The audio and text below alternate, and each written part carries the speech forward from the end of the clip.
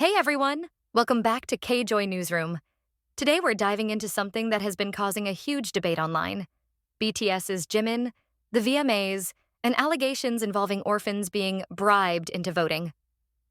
But before we dive in, don't forget to subscribe and hit the bell icon so you never miss any update from the world of K-pop.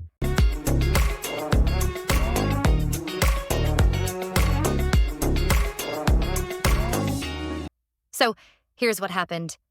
The 2025 MTV Video Music Award nominees were announced on August 7th, and like every year, K-pop idols are in the spotlight with categories like Best K-pop and even Song of the Year. Fans, as usual, started pushing hard to get their faves votes. Remember, you can vote 10 times a day on the VMA's site. But one particular voting method has sparked outrage across social media. An X post with over 1.2 million views revealed that a Jimin fan allegedly went to an orphanage, gave snacks to the kids, and had them vote for Jimin. The fan even proudly posted about it, saying it was like a fun voting activity while the children enjoyed their food. Later, they claimed the kids even kept voting after their initial visit. Some netizens were horrified. One said, "Offering orphans delicious food in exchange for them voting for your fave is diabolical." Another commented, "Giving food in exchange for votes from orphans for some K-pop shit is insane."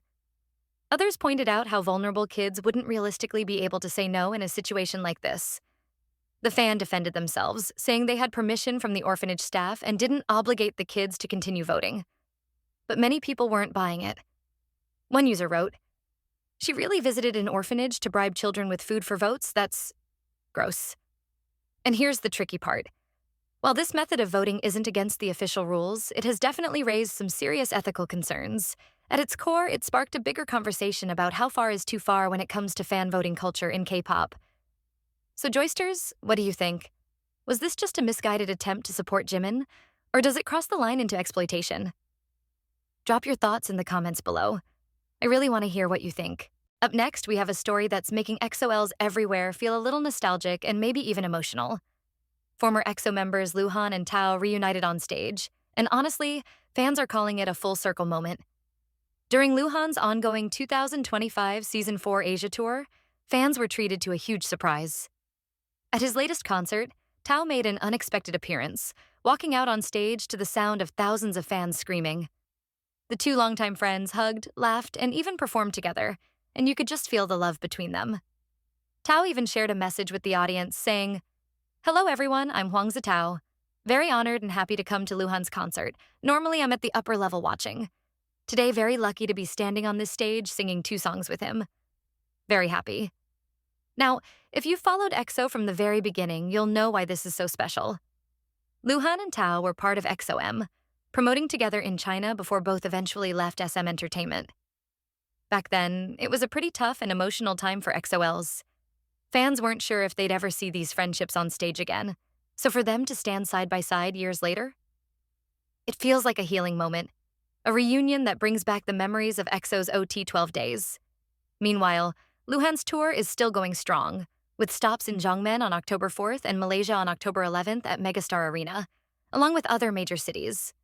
And interestingly, Tao himself has also been making headlines lately after officially marrying former SM trainee Shu Yang in December 2024. So Joysters, what do you think? Does this reunion make you nostalgic for EXO's earlier days? And do you want to see more former members reconnect like this? Drop your thoughts in the comments below. Up next, we have former I-DLE member Soojin has shocked fans after canceling her highly anticipated Summer Days US tour. The announcement was made earlier this week by organizers Abridge, who cited unforeseen circumstances, but clarified the decision wasn't due to Soojin's health or activities. Still, fans were left frustrated, especially since this tour was expected to be her biggest international showcase yet. Online, disappointment quickly turned into criticism. Many fans pointed to what they saw as poor planning, from booking venues that were too large to raising ticket prices without enough promotion. Others argued that the lack of new music before the tour made it harder to sustain demand. This isn't the first time Soojin's tour plans have fallen through. Fans remembered an earlier attempt that was also canceled, only to be rebooked under the same conditions. Now that history has repeated itself, many are blaming mismanagement rather than Soojin herself. One fan summarized it bluntly. Step 1, book a tour too big with little promotion. Step 2, cancel due to lack of sales. Step 3, release almost no new music. Step 4, rebook bigger venues with higher prices. Step 5, cancel again. Baffling. Another added, if she wants to tour the US, they need to book smaller venues and lower prices. She doesn't have a large catalog to play either, which makes people hesitant. Supporters voiced their frustration at her agency, saying things like, they canceled her entire tour again. Poor timing, too many dates, venues too big, terrible marketing. This isn't Soojin's fault. Others demanded proper investment in her career, with one netizen writing, if Soojin is canceling her whole tour, she better have a proper promotion for this comeback. I want music shows, collaborations, and multiple music videos. Meanwhile, many international fans expressed their disappointment in more personal ways, with one admitting, Soojin's tour canceled after I spent like $200 on an outfit and accessories.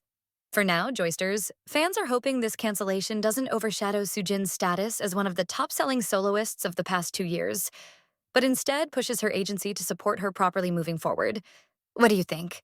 Was this inevitable due to poor planning, or do you believe Soojin still has the potential to pull off a successful world tour with better management? Drop your thoughts in the comments below. It's a wrap for today. Thanks for tuning in to K-Joy. And if you haven't already, hit that subscribe button and turn on notifications so you're always first to know what's happening in the world of K-pop. Until next time, stay curious, stay kind, and stay tuned.